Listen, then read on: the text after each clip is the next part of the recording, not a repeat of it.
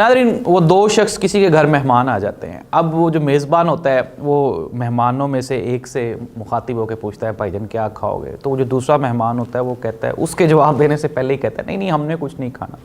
फिर मेज़बान पूछता है क्या पियोगे, वो दूसरा जो मेहमान होता है वो फ़ौरन कहता है, वो कहता है जी नहीं नहीं हमने कुछ नहीं पीना। वो कहता है जी आपके लिए कोई इंतज़ाम करें, नहीं नहीं हमें किसी चीज़ की ज़रूरत नहीं है। इतने में वो जो पहला मेहमान होता है उससे शदीद गुस्सा आता है और वो उसको एक चपेड़ लगा के कहता है कंजरा मेरे को भी तो पूछ ले, मम्मी तो मेहमान आया।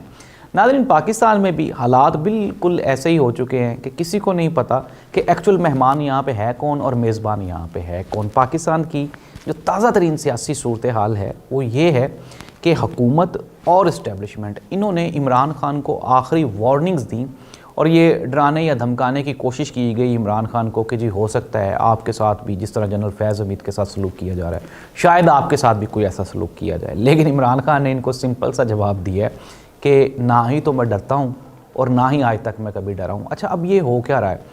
हुआ ये कि इमरान खान के बारे में ये परसेप्शन कायम, इमरान खान को ये कहा जा रहा है कि इमरान खान का पाला जिस बंदे के साथ पड़ा है इमरान खान उसको जानता ही नहीं।